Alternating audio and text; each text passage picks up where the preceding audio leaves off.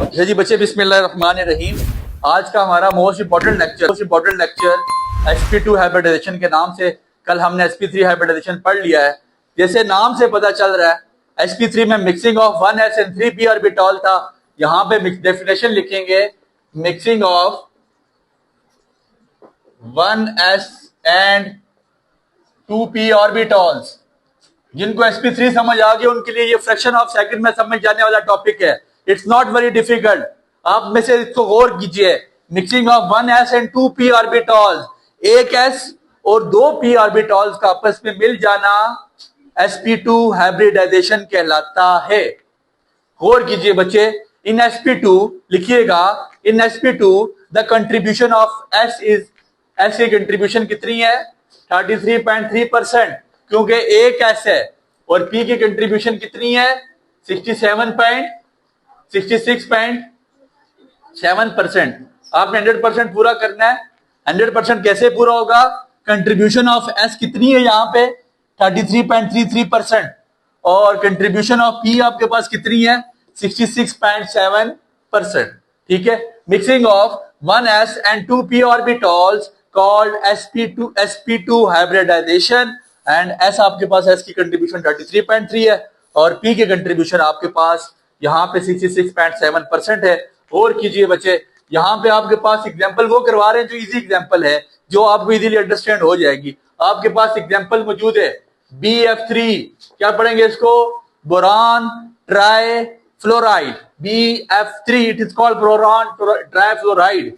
ठीक है जी। ये आपके पास बोरान मौजूद है, इस तरह का ये स्ट्रक्चर शो करता है BF3 बोरान ट्राइफ्लोराइड। मेरी बात पे गौर कीजिए। सेंट्रल एटम की हम इलेक्ट्रॉनिक कन्फिगरेशन करने जा रहे हैं।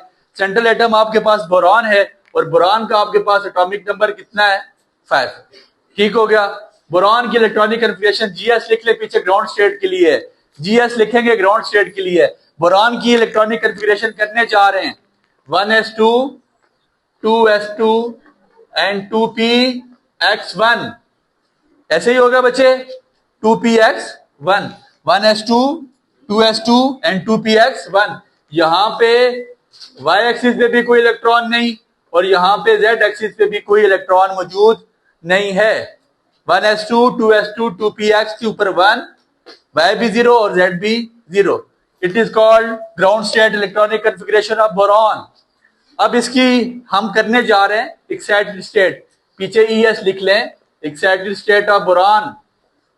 बोरॉन की एक्साइटेड स्टेट कैसे होगी बच्चे? गौर कीजिएगा। इस S से एक इलेक्ट्रॉन निकलेगा, इस S से इलेक्ट्रॉन निकल के आपके Y कंपोनेंट में आ जाएगा। py में एक इलेक्ट्रॉन S अपना इलेक्ट्रॉन कंट्रीब्यूट कर देगा। अब इसकी जो इलेक्ट्रॉनिक कन्फिगरेशन बनेगी 1s2 2s2 2px1 2py1 and 2pz अभी भी 0 है, उसकी हमें जरूरत नहीं है। समझ आ गई बात की? 2px1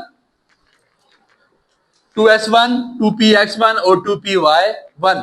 आप अब s ने अपना एक इलेक्ट्रॉन उठा के y कंपोनेंट को या y एक्सिस को अपना दे दिया। ये आपका आ गया K शेल, ये आपका सारा आ गया L शेल। समझ आ गई बात की? अब इसके बाद इसकी हाइब्रिडाइज्ड स्टेट क्या है, उसकी हेडिंग लिख लें आप, HS हाइब्रिडाइज्ड स्टेट। बोरान की हाइब्रिडाइज्ड स्टेट क्या हो जाएगी? 1s2। अब आपके पास देखें S और P मिलेगा, क्या बन जाएगा? sp2 state. बोरान की हाइब्रिडाइज्ड स्टेट क्या हो जाएगी? 1s2। अब आपके पास देखें S और P मिलेगा, क्या बन जाएगा? sp2 ठीक है। sp2 तीनों के पास एक एक इलेक्ट्रॉन आ जाएंगे, तीनों के पास एक इलेक्ट्रॉन आ जाएंगे और Z कंपोनेंट में आपके पास यहां पे अभी भी कोई इलेक्ट्रॉन मौजूद नहीं है। ठीक हो गया। आपकी ग्राउंड स्टेट की इलेक्ट्रॉनिक कन्फिगरेशन होगी, फिर एक्साइटेड स्टेट की इलेक्ट्रॉनिक कन्फिगरेशन करके उसके बाद आपने इसकी हाइब्रिडाइज्ड स्टेट बना देनी है। हाइब्रिडाइज्ड स्टेट जब बन जाएगी बच्चे गौर कीजिएगा, दो बातें माइंड में रखनी है। जो इसकी ज्योमेट्री है, इसकी जो ज्योमेट्री है वो ट्राइगोनल है।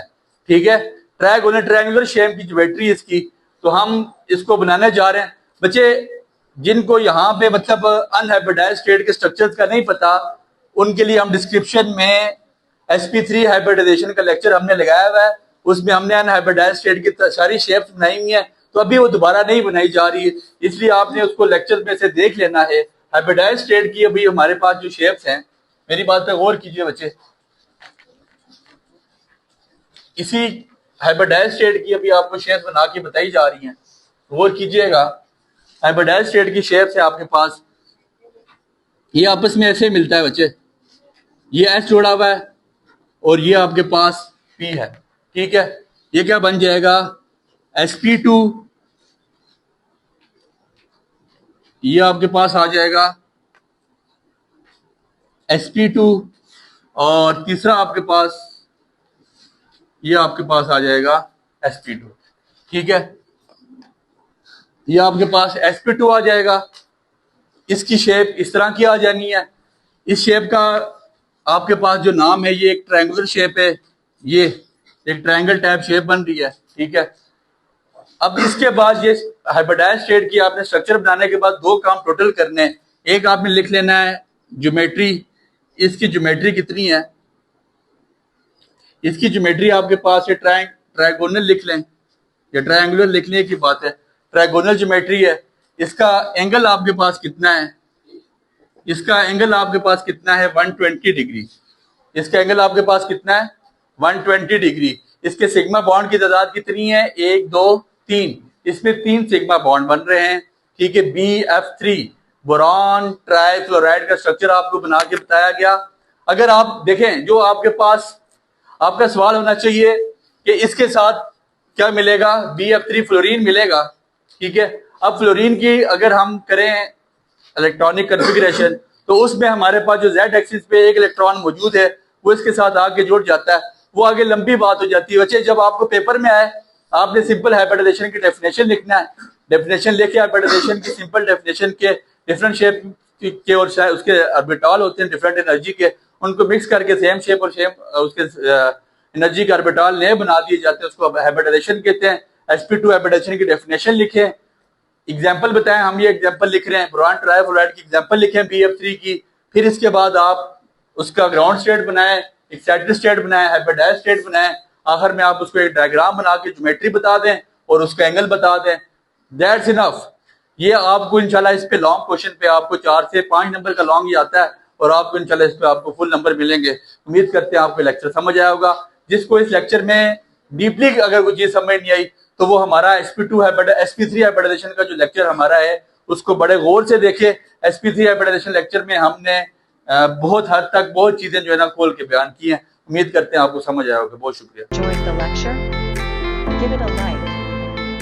Stay updated. Like, subscribe, and comment.